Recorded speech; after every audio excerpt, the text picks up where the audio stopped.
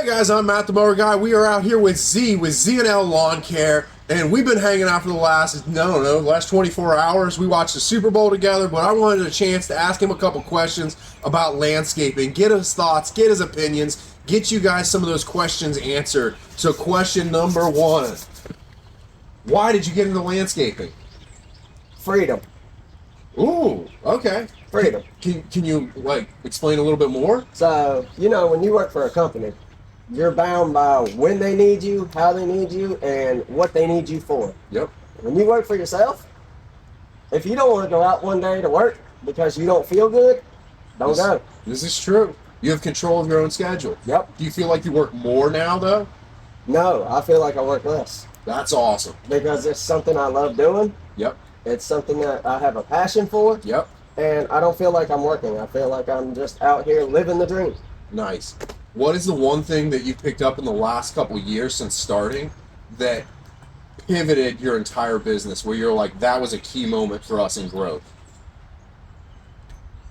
Getting my contract situated for... Huge, isn't it? Yeah. Yeah. Exactly. Yeah, just having that contract to where it's no longer a negotiation back and forth. And it's no right longer, here. and it's we no sign longer it. seasonal. Yep. It's all year long. Yep, absolutely. Having a year-round full maintenance contract Yep. is massive, and I find that when I meet landscapers, for lack of a better way of saying this, it's one of my ways of judging them. Like, how big are you? How successful are you? Is, do you have a full maintenance contract or not? Because if they don't have it, it's great that they're doing $500,000 million a year, but it's holding on by a thread, because at any time those customers can cancel. They can't take the verbal contract to the bank and get a loan on it. Exactly. But you can take real contracts to the bank and start getting loans and buying more equipment. Exactly. Okay, so you've got your contracts in place. You've got your freedom. What's the plan for the future? Keep marketing, growing, Yep. and eventually purchase some land, get a shop, and grow to about 6 to 7 crews. I like it. 6 to 7 crews. Got FedEx rolling by us nice and loud. Gotta love FedEx. Thanks for breaking my mower that I shipped off.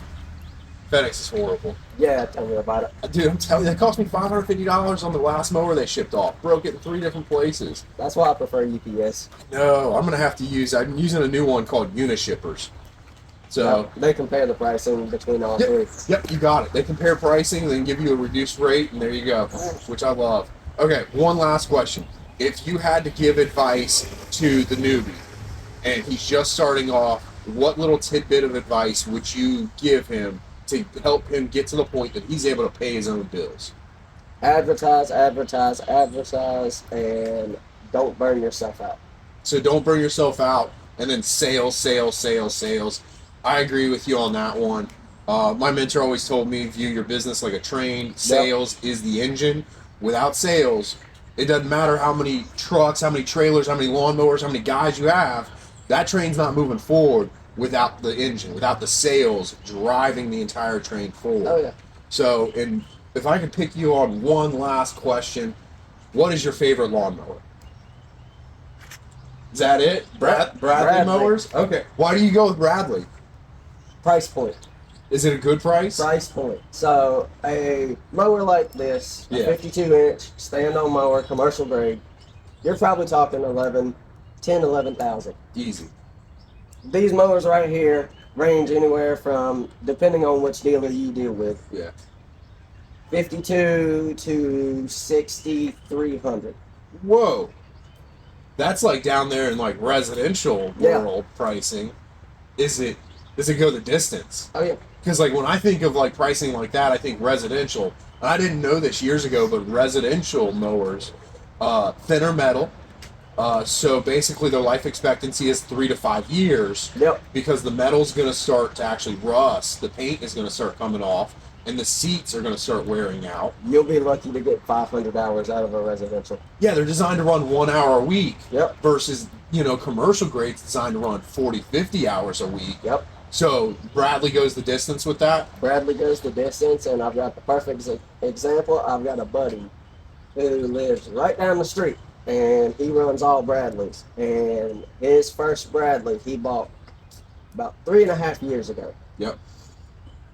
He's got over 4,000 hours on it, and it's still running. Ooh, that's awesome. Okay, that's impressive. I guess I'm gonna have to stop in and say hi to them, see if they have any autonomous equipment for me. Well, I appreciate your time. Thank you so much, Z. I'll see you soon. What a